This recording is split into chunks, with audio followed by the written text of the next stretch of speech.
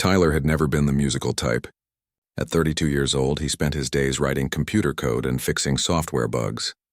His evenings? Those were reserved for gaming marathons and hanging out with his buddies.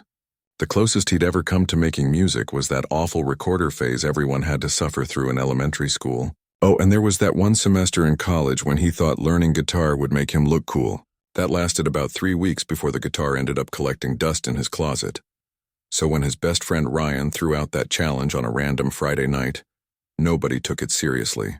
They were all crowded around Tyler's living room. Pizza boxes stacked on the coffee table and beer bottles sweating rings onto old magazines. It was their weekly tradition. Nothing fancy, just good friends talking trash and playing cards. You know what? Ryan said, pointing at Tyler with a half-eaten slice of pepperoni pizza. I bet you couldn't learn piano even if someone paid you to do it. Everyone laughed. Tyler looked up from his cards, eyebrow raised. What's that supposed to mean? Dude, you don't have the patience, Ryan continued, grinning. Remember the guitar? Remember when you tried to learn Spanish on that app? You quit everything after like 2 weeks. The other guys started chiming in, teasing Tyler about his long list of abandoned hobbies. There was the gym membership he used exactly 4 times, the expensive camera that took maybe 20 photos, the skateboard that nearly broke his wrist on day 1. Tyler felt something stir in his chest. Pride? Stubbornness? Maybe both. He set down his cards and leaned forward. All right, let's make this interesting then. Ryan's eyes lit up. He loved a good bet. I'm listening. 6 months, Tyler said, the words coming out before he'd really thought them through. Give me 6 months and I'll learn to play a real piano piece. Not some simple kid's song. I'm talking about actual classical music. The real deal. The room went quiet for a second. Then someone laughed. Then everyone was laughing. You're serious? Ryan asked, still grinning but leaning forward now too. Dead serious. But here's the deal. If I pull it off, you have to get a tattoo. And I get to pick what it is. Ryan's smile flickered. He hated needles. Everyone knew it. But he was in too deep now to back out without looking like a coward. Fine. And when you fail, which you will, you have to delete your entire game collection. Every single one. All those games you've been collecting since high school. Tyler's stomach dropped. His game collection was sacred. Hundreds of games, some rare, some with memories attached to every save file. But he'd already opened his big mouth and all his friends were watching. Deal, he said, and they shook on it. Their friend Chris pulled out his phone. Oh, we're recording this. This is going on the internet. And just like that, Tyler found himself shaking Ryan's hand while Chris filmed the whole thing, everyone hooting and hollering in the background. Chris posted it that same night with a simple caption, Tyler versus piano, 6 months, who's gonna win? He added the hashtag and sent it out into the void of social media. By Sunday morning, the video had a few hundred views. People Tyler didn't even know were commenting, placing their bets, offering advice. Some guy from Australia wrote, R.I.P. to your games, mate. A woman from Canada shared a link to beginner piano tutorials. It was weird seeing strangers invested in his stupid bet. But here's the thing nobody knew. That Friday night, after everyone had gone home and Tyler was lying in bed staring at the ceiling, he couldn't sleep. Not because he was worried about the bet, but because something had clicked in his mind. When was the last time he'd really challenged himself? When was the last time he'd stuck with something difficult? He grabbed his phone and started browsing keyboards. By 2 a.m., slightly drunk on beer and stubbornness, he'd ordered a decent digital piano with weighted keys. Express shipping. It would arrive Tuesday. When the delivery guy showed up with the massive box, Tyler felt a wave of panic. What had he done? He dragged the box inside, opened it up, and stared at the black and white keys like they were some kind of alien technology. He pressed one key. It made a sound. He pressed another. That was it. That was all he knew. The instruction manual might as well have been written in another language. He downloaded 3 different apps that promised to teach piano. He watched a dozen YouTube videos that first week. His fingers felt clumsy and stupid on the keys. Everything about it felt wrong and awkward. By day 5, his downstairs neighbor knocked on his door. Hey man, I don't want to be that guy, but are you okay up here? It sounds like someone's torturing a piano. Tyler apologized, embarrassed, but he kept practicing. He had to. The internet was watching now. Every Sunday he posted an update video showing his progress. The first week's video showed him struggling to play Mary Had a Little Lamb and hitting about every third note wrong. The comments were brutal but funny. "My cat plays better than this. This is the content I signed up for."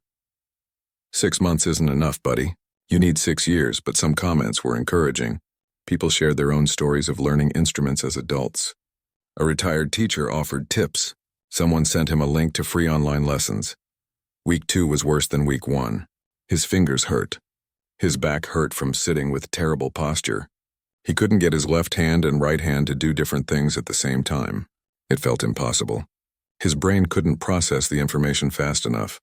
He called Ryan in frustration. "I think I made a huge mistake," Tyler admitted. "You want to call it off?" Ryan asked. He actually sounded hopeful. "No," Tyler said, surprising himself. "I'm just venting." Something strange was happening. Despite the frustration, despite feeling like an idiot every time he sat at that keyboard, Tyler found himself thinking about it constantly. At work, he'd catch himself tapping out rhythms on his desk. During meetings, his mind would wander to that one tricky part he couldn't get right. Week 3, he discovered a video that changed everything. An old woman, maybe 70 years old, sitting at her piano and talking directly to the camera. Her name was Helen, and she'd been teaching piano for 45 years. During the pandemic, she'd started posting free lessons on YouTube. Her approach was different from all the other tutorials. She was patient but firm. She didn't sugarcoat things. "Learning piano as an adult is hard," she said in one video. "Your brain isn't as flexible as a child's brain. Your fingers have spent decades not doing this. But hard doesn't mean impossible. It just means you need to be smarter about how you practice." Tyler watched every single one of her videos. Then he did something bold. He sent her an email explaining his situation, the bet, everything. He didn't expect a response. She probably got hundreds of emails, but she wrote back the next day. "I love your story," Helen wrote. "I'd be happy to help you. Let's set up a video call." That first video lesson was humbling. Helen watched him play and immediately started correcting everything. His posture was wrong. His hand position was wrong. The way he pressed the keys was wrong. Everything he'd been practicing for 3 weeks he'd been doing incorrectly. "We're starting over," she announced. "Forget everything you taught yourself." "We're building proper foundations," Tyler wanted to argue. 3 weeks of practice wasted? But something in Helen's voice made him trust her. She'd taught hundreds of students. She knew what she was doing, so he started over. Scales, boring, repetitive scales. Finger exercises that made his hands cramp.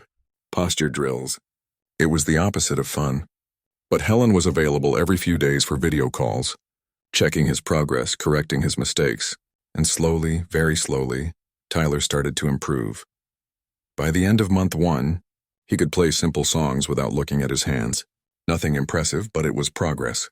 His update video that month got more views than any of the others. People were actually rooting for him now.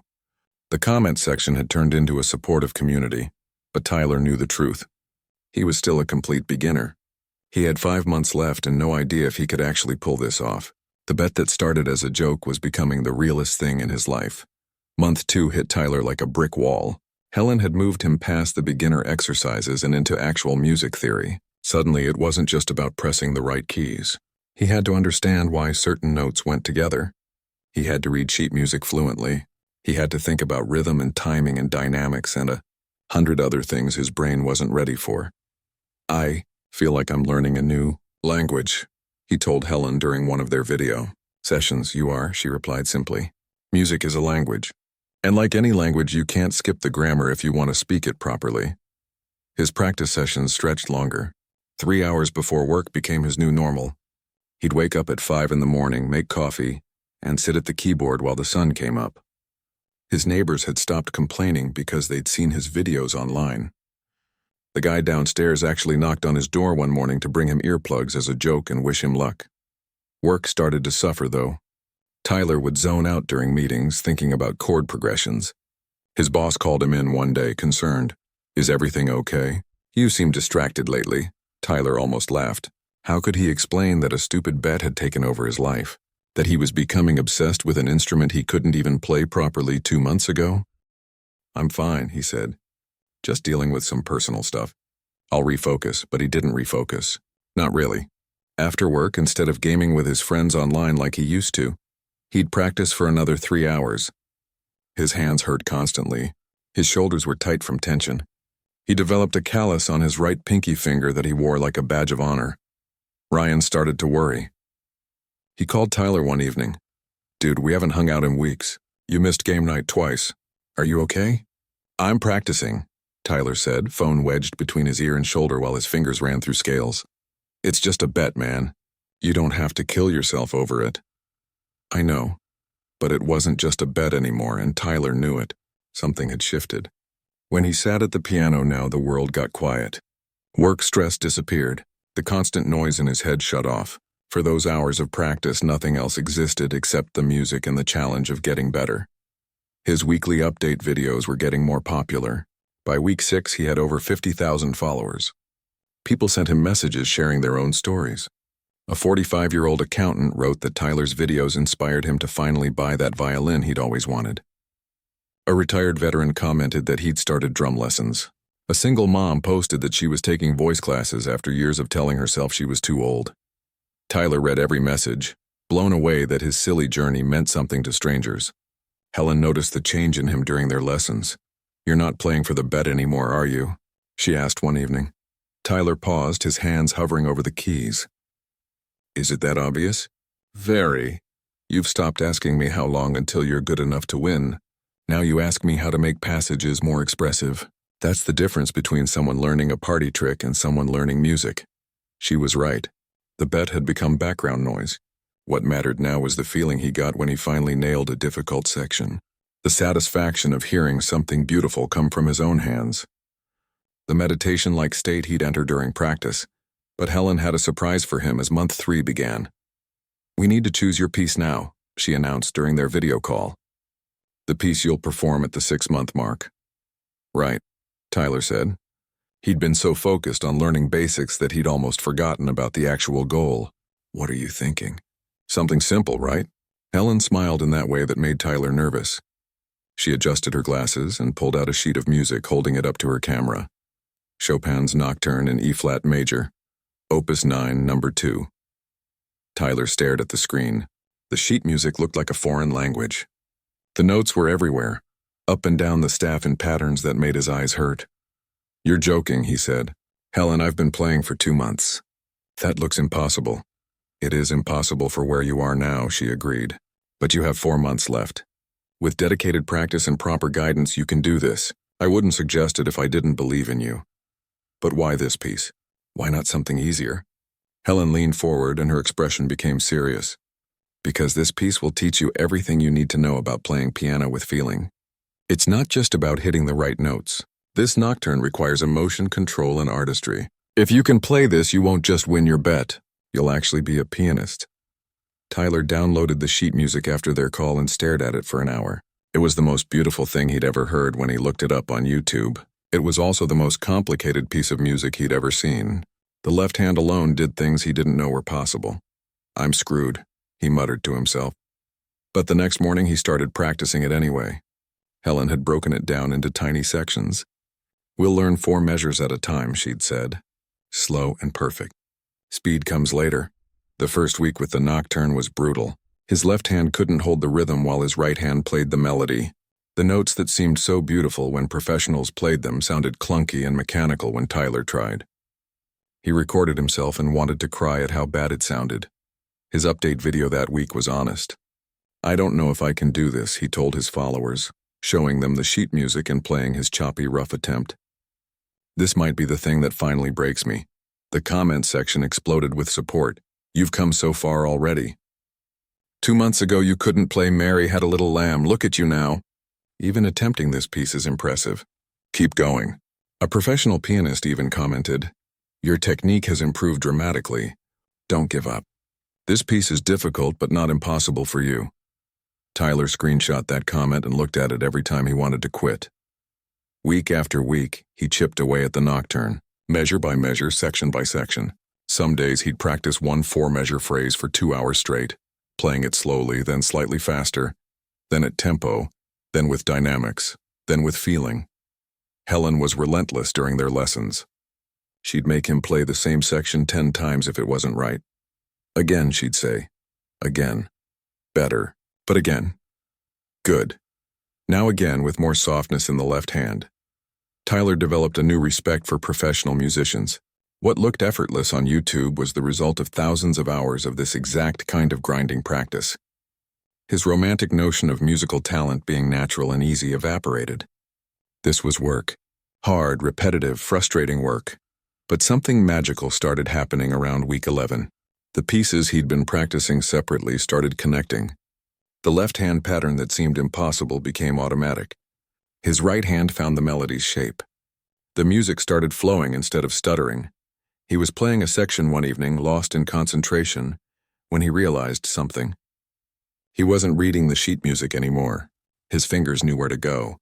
And for about 30 seconds it sounded like actual music. Not perfect, not professional, but real. Tyler stopped playing and just sat there stunned. That was music. He had made that. 3 months ago he couldn't play a children's song, and now he just played half a minute of Chopin without thinking about it. He grabbed his phone and called Helen, even though it was past their scheduled lesson time. "I think I just understood something," he said when she answered. "Tell me." "It's not about the notes. I mean, it is, but it's not. It's about letting it flow through you instead of forcing it out." Helen laughed, delighted. "Took you long enough to figure that out?" "That's the secret, Tyler. The technical skill is just building the road. The music is the journey on that road." That night's practice session was different. Tyler stopped being so rigid with himself. He let mistakes happen and moved through them. He played sections badly and then played them again with more feeling than precision. Something had unlocked in his brain. His friends noticed the change too. He'd started joining game nights again, but now he'd bring his digital piano. During breaks, he'd play what he'd been working on. They'd gone from laughing at him to genuinely listening. "Dude, that actually sounds beautiful," Ryan said one night, and he didn't sound like he was joking. "I mean it. You might actually pull this off." "Don't jinx it," Tyler said, but he was smiling. The social media following kept growing. By month 3, Tyler had over 100,000 followers. A local news station reached out wanting to do a story. Then a radio show asked for an interview. It was surreal, but the attention brought pressure too. What if he failed? What if after all this work he couldn't actually perform the piece? What if he'd gotten everyone's hopes up, including his own, just to crash and burn? Helen sensed his anxiety during their next lesson. "You're overthinking again," she said. "There's so many people watching now. What if I let them down?" "Tyler, listen to me. You've already won. The person who sat at this piano 3 months ago couldn't play a scale. Now you're working through Chopin. That's extraordinary. Everything else is just noise. But the performance will be what it will be. All you can do is practice honestly and play honestly. That's enough." Tyler wanted to believe her. He kept practicing, kept improving, kept posting his updates. The bet was in 3 months. 3 months to take this rough, imperfect attempt at a masterpiece and turn it into something worth performing. The question that kept him up at night wasn't whether he'd win the bet anymore. It was whether he could do justice to the music itself. Month 4 arrived with an unexpected problem. Tyler had hit a wall, not with the notes themselves, but with something deeper.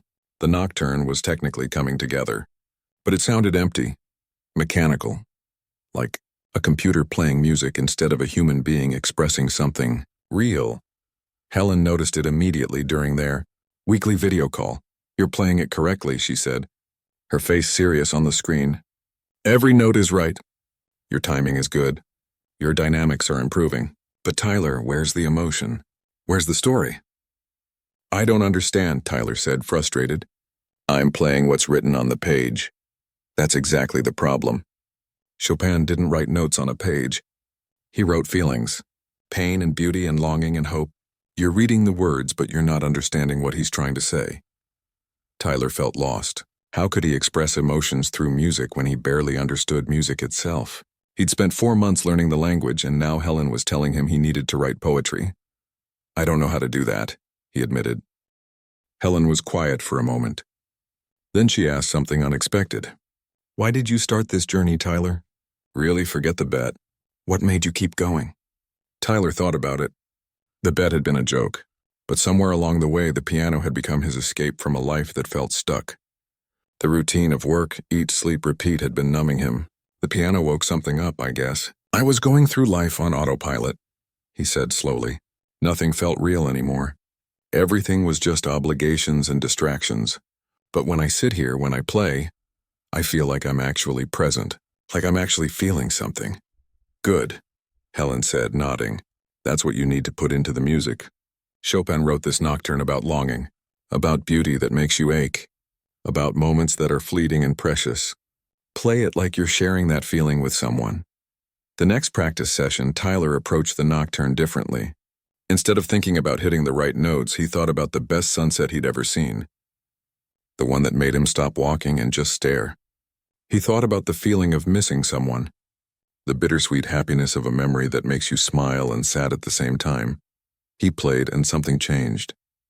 The notes were the same, but they meant something now. His fingers lingered on certain phrases. He let silence hang between sections.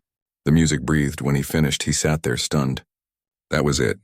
That was what Helen meant. He posted that week's update video with a different caption, finally understanding that music isn't about perfect notes. It's about honest feeling. The response was overwhelming. People commented that they could hear the difference, that this version made them emotional in a way the previous weeks hadn't. But with 10 weeks left until the deadline, new pressures emerged. A local newspaper wanted to write a story about his journey. A music blog asked for an interview. His video view counts were climbing into the millions. The small bet between friends had somehow become a public spectacle. Ryan called him worried. Man, this has gotten way bigger than we thought. Are you okay with all this attention? Honestly, it's terrifying, Tyler admitted. I'm just a guy learning piano. I don't know why everyone cares so much. Because you're doing something people wish they had the guts to do, Ryan said. You're proving it's never too late to start something. That's powerful, dude. The attention brought unexpected offers, too. A music store wanted to sponsor him. A keyboard company sent him free equipment. Someone even offered to pay for professional piano lessons with a concert pianist. But Tyler stayed loyal to Helen. She'd been there from the beginning, when nobody believed in him.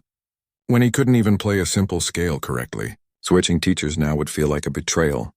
During their next session, he mentioned the offers. You should take the sponsorships if you want, Helen said. This is your journey. I don't want any of that, Tyler said. It feels wrong. This started as something pure, and I want to keep it that way. Helen smiled, the kind of smile that showed both pride and sadness. You've grown up a lot in 4 months, Tyler, not just as a pianist. The practice intensified. Tyler was playing 5 hours a day now. His co-workers definitely noticed something was different.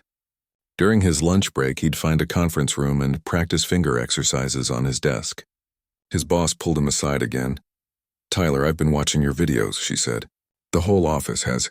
What you're doing is incredible, but you look exhausted. Are you taking care of yourself? He wanted to say yes, but the truth was he wasn't. He was barely sleeping. His diet had become whatever was quick and easy. His social life had shrunk to piano practice and occasional check-ins with friends. The obsession was consuming him. That night he sat at the piano and realized his hands were shaking. Not from nervousness, but from exhaustion. He tried to play the nocturne and made mistakes he hadn't made in weeks. His fingers wouldn't cooperate. The music sounded awful. Frustrated, he slammed his hands on the keys, creating a dissonant crash. Then he put his head down on the piano and just breathed. His phone rang. It was Helen. She had an uncanny ability to call exactly when he needed her. I can't do this, he said when he answered. I'm burning out. Everything hurts. I can't even play the simple parts anymore. Then stop, Helen said simply. What? Stop playing. Take 3 days off. Complete rest. Your body and mind need recovery. You're not a machine, Tyler. Even professional musicians take breaks. But I only have 9 weeks left. And you'll waste all 9 weeks if you break yourself now. Trust me, 3 days. No piano, no practice. No music, rest. Tyler wanted to argue, but deep down he knew she was right. He was running on empty. Those 3 days were harder than any practice session. His fingers itched to touch the keys. His mind kept running through passages. But he forced himself to rest. He spent time with friends, caught up on sleep, ate real meals, went for walks outside. On the 4th day, when he sat back down at the piano, something amazing happened. His fingers felt fresh. His mind was clear. And when he played the nocturne, it was better than it had ever been. The break had let everything he'd learned settle into place. You were right, he told Helen during their next session. I know, she said with a knowing smile. I've been teaching for 45 years. I've seen a lot of students burn out. The ones who last are the ones who learn to pace themselves. With 8 weeks remaining, Tyler found his rhythm. He practiced smart instead of just hard. He took regular breaks. He scheduled rest days, and the music improved because of it, not despite it. His update videos reflected the change. He talked about burnout and recovery, about the importance of balance. The comments showed that people related to this lesson even more than the musical progress. Everyone was grinding at something. Everyone needed to hear that rest wasn't weakness. A local concert hall reached out with an unexpected offer. They wanted to host his 6-month performance, a real venue with real acoustics and real seats. They'd even sell tickets, with all proceeds going to fund music education programs for adults. Tyler stared at the email in shock. This was insane. He called Ryan immediately. Dude, they want me to perform at the Symphony Hall. That place holds 2,000 people. Ryan whistled. That's huge. You gonna do it? I don't know. That wasn't part of the bet.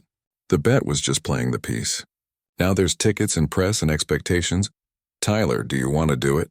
That was the real question. Did he want to stand on that stage in front of thousands of people and play? The old Tyler, the one who started this journey, would have said no. That guy avoided attention and played it safe. But this Tyler, the one who'd spent 4 months pushing through discomfort and fear, felt something different. Excitement. Possibility. Yeah, he said. I think I do. He accepted the offer. The announcement went viral. Tickets sold out in 6 hours. The livestream link was shared across social media platforms. What started as a bet between friends was becoming an actual event. Helen had been watching this unfold with mixed feelings. During their next lesson, she addressed it directly. Are you doing this for the right reasons? She asked. This has become very public. Very high pressure. I need to know you're not losing yourself in other people's expectations. Tyler had been thinking about this exact question. I'm doing it because I want to share something beautiful with people, not to show off. Not to prove anything anymore, just to share the music. Is that okay? Helen's eyes got watery. That's perfect, Tyler. That's exactly why music exists. They spent the remaining weeks refining every measure, every phrase, every moment of the nocturne. Helen taught him how to handle performance anxiety, how to recover from mistakes mid-piece, how to connect with an audience without words. Remember, she said during one of their final preparation sessions, the audience isn't there to judge you. They're there to experience something with you. They're on your side. They want you to succeed. With 2 weeks left, Tyler did something he'd been avoiding. He played the nocturne all the way through without stopping, no matter what mistakes happened. He recorded it and watched it back. It wasn't perfect. There were moments where his technique showed its youth. A few notes didn't land quite right, but there was something undeniably real about it. Something honest. He wasn't trying to be a professional pianist. He was trying to share something beautiful, and that came through. He posted the video with a simple caption, 2 weeks out. Still not perfect, but it's honest. The video got 5 million views in 2 days. The comments were overwhelmingly positive. Professional musicians praised his progress. Teachers shared it with their students. People who'd never cared about classical music said they'd been moved to tears, but one comment stuck with Tyler. It was from a 60-year-old man who wrote, I've been telling myself I'm too old to learn piano for 20 years. Watching your journey, I finally bought a keyboard. It arrived today. Thank you for showing me it's possible. Tyler screenshot that comment and sent it to Helen. This is why we do it, she wrote back. The final 2 weeks flew by in a blur of practice, interviews, and preparation. The performance was scheduled for a Friday night. Prime time. Maximum pressure.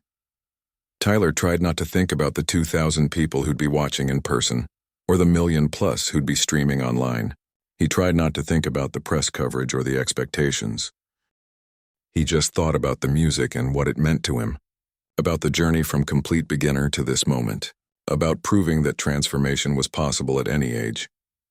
7 days before the performance, Tyler played the nocturne perfectly for the first time. Every note landed. Every phrase flowed. Every emotion came through. When he finished, he sat in silence, hardly believing what he'd just done. He called Helen, his voice shaking. I just played it perfectly. Tell me how it felt, she said, like Like I was having a conversation with Chopin across centuries. Like I finally understood what he was trying to say when he wrote this.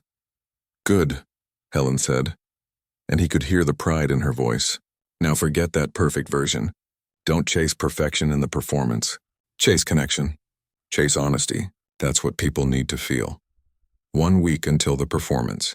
Tyler had never been more terrified or more ready in his life.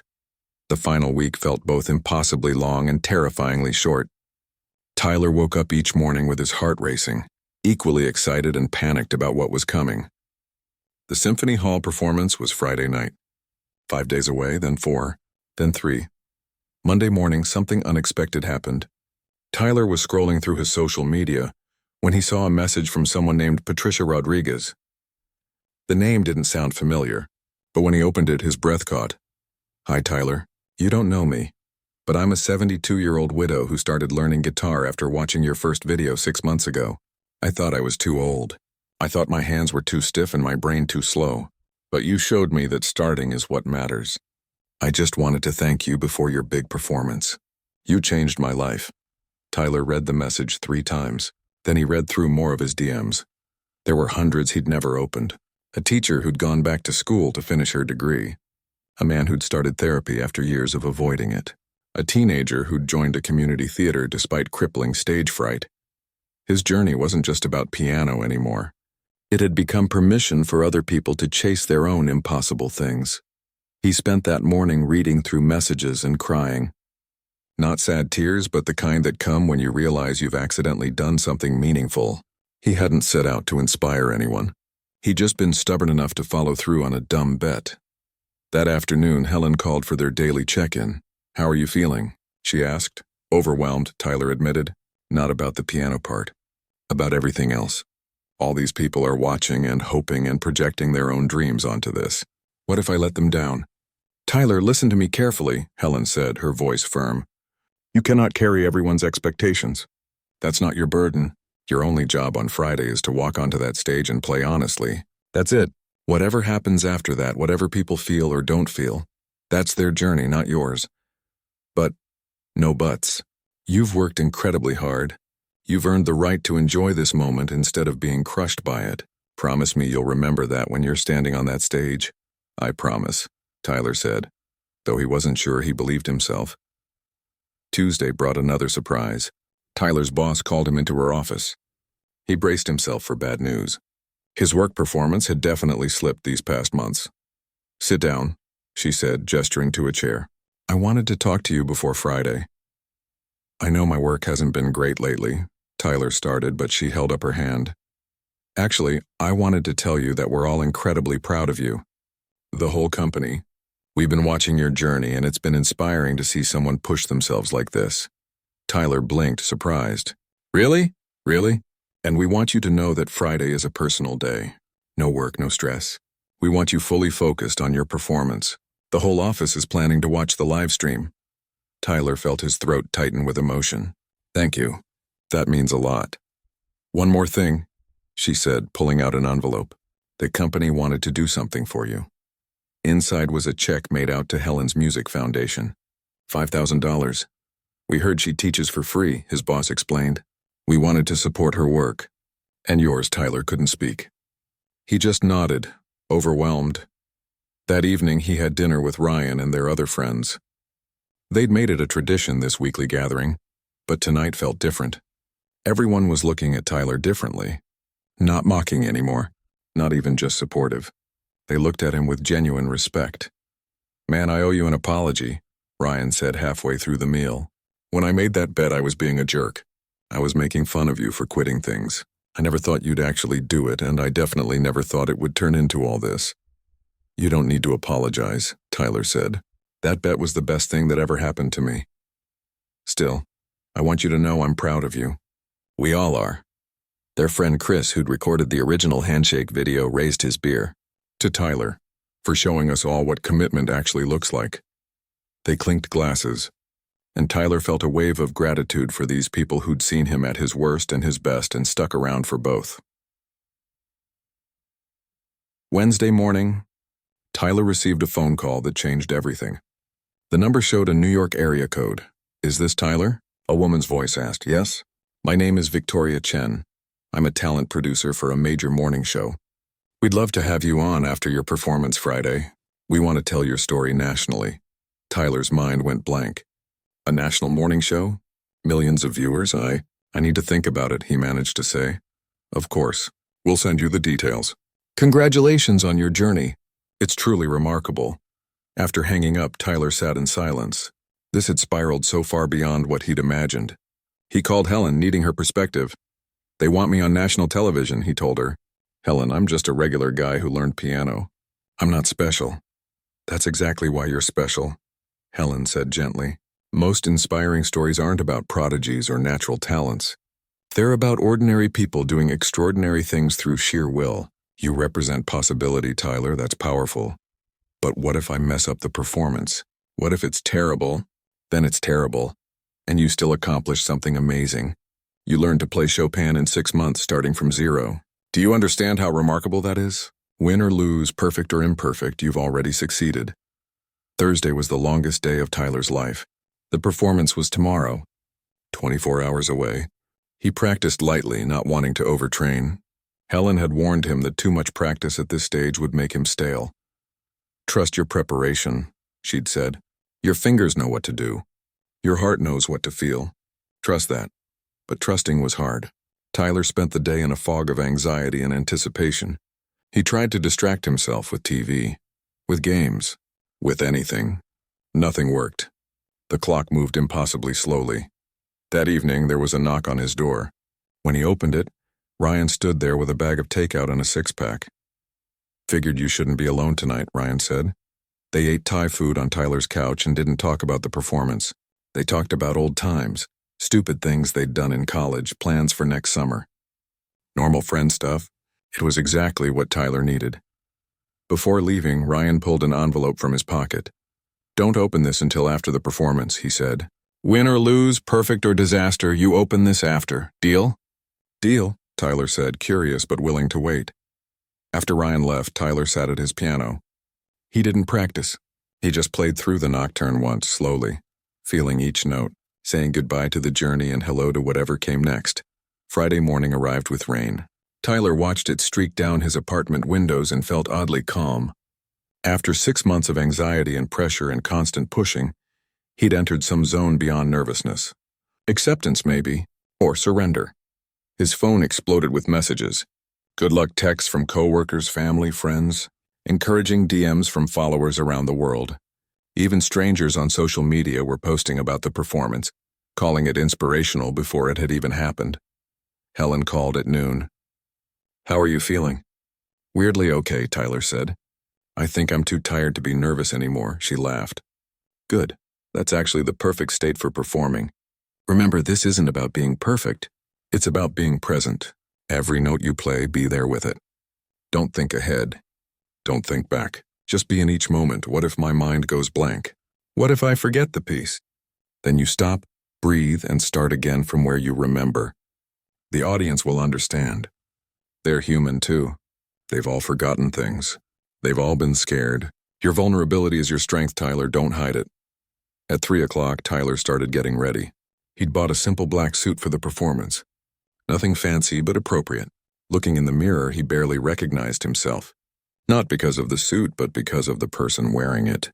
6 months ago, he'd been drifting through life.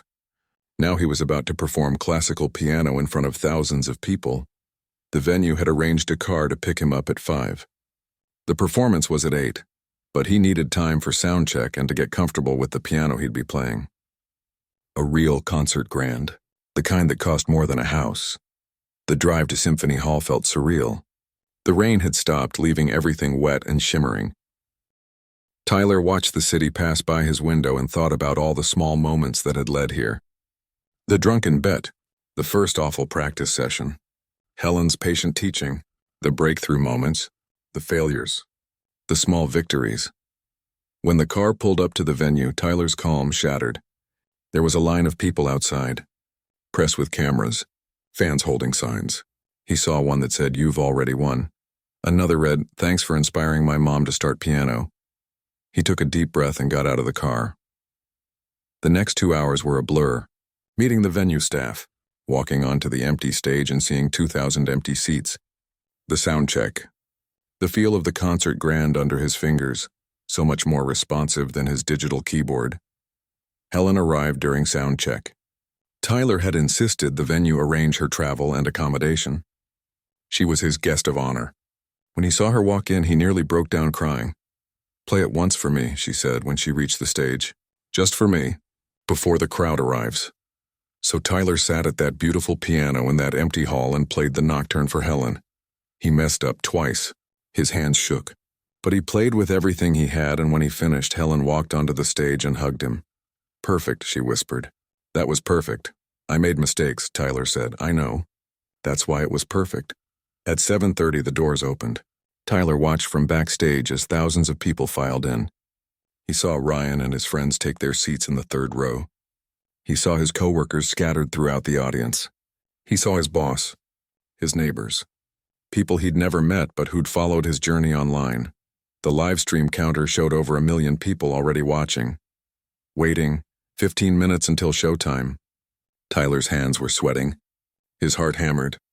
The calm from earlier was gone, replaced by pure terror. There was a knock on his dressing room door. When he opened it, Ryan stood there. "You're not supposed to be back here," Tyler said. "I know. Security let me through. I just wanted to see you before you went on." Ryan pulled Tyler into a hug. "Whatever happens out there, you're my hero, man. You took something I said to mock you and turned it into this. That takes guts I don't have." "You're the one who challenged me," Tyler pointed out. "Yeah, and I'm glad I did. Now go play some Chopin and make me cry."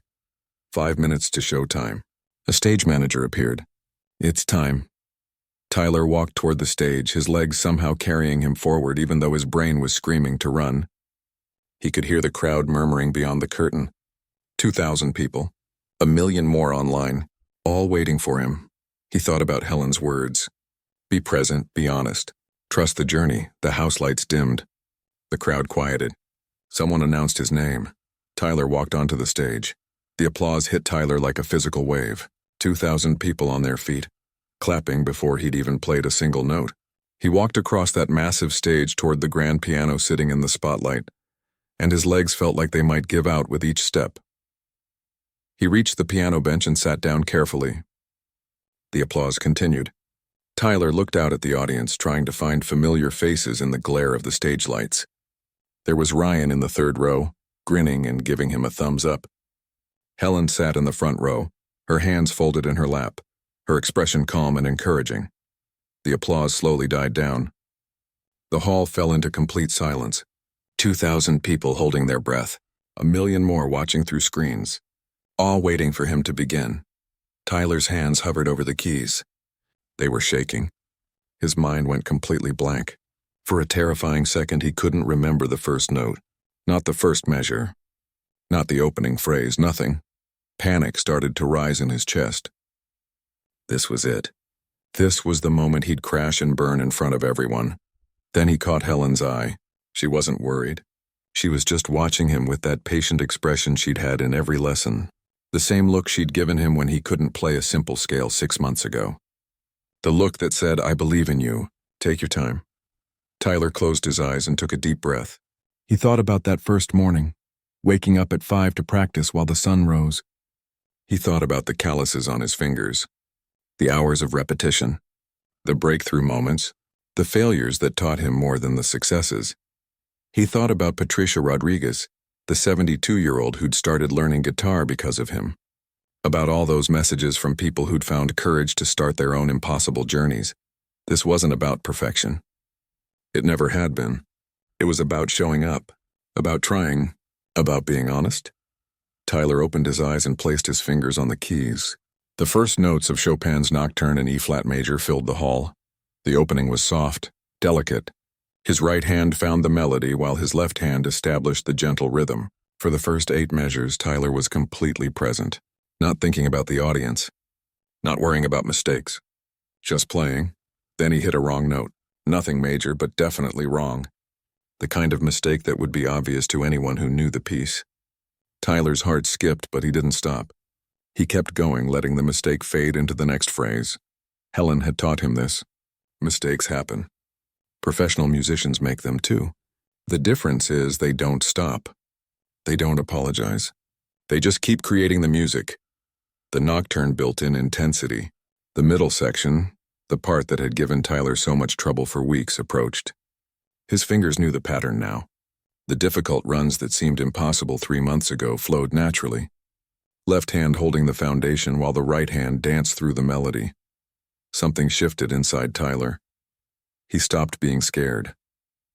The music took over and he let it. He wasn't thinking about the notes anymore. He was feeling them, expressing them, having that conversation with Chopin across centuries that he'd told Helen about. The hall's acoustics were incredible. Every note rang clear and full, completely different from his digital keyboard at home. The piano responded to his touch with a richness he'd never experienced. When he played soft, it whispered. When he pressed harder, it sang. Tyler reached the most emotional section of the piece, the part that always made him think about beauty that hurts, about moments too precious to last. He leaned into those feelings, letting them pour through his fingers. A tear ran down his cheek, but he didn't wipe it away. He just played. In the audience, Ryan was crying openly. Helen had her hand over her heart. Hundreds of phones were recording, capturing this moment from every angle. But Tyler didn't see any of it. He was lost in the music. Another mistake happened in measure 43. A small hesitation where his left hand briefly forgot the pattern. Tyler breathed through it, found his place, continued. The audience didn't seem to notice or care. They were with him, riding the emotional wave of the nocturne. The piece moved toward its conclusion. The final section, where everything resolves into gentle acceptance. Tyler played it slower than usual, not wanting it to end. 6 months of his life had built to this moment, and once it was over, something would be finished forever. The last notes hung in the air, soft, fading, final. Tyler lifted his hands from the keys and sat in the silence that followed. For a moment, nothing happened. The hall was completely still. Then the explosion came. 2,000 people erupted into applause and cheers. They jumped to their feet, some shouting, some crying, all celebrating what they'd just witnessed. It wasn't the perfect performance of a master pianist. It was something rarer. It was the honest expression of someone who'd transformed themselves through sheer will and dedication. Tyler stood and turned to face the audience, overwhelmed. The applause didn't stop. It went on, wave after wave of appreciation and joy. He saw his boss standing and clapping. His neighbors, complete strangers with tears streaming down their faces. He looked at Ryan, who was holding up his phone, recording everything. His face split in a massive grin. Then Tyler looked at Helen. She was standing too, clapping slowly, and the pride on her face made Tyler completely break down.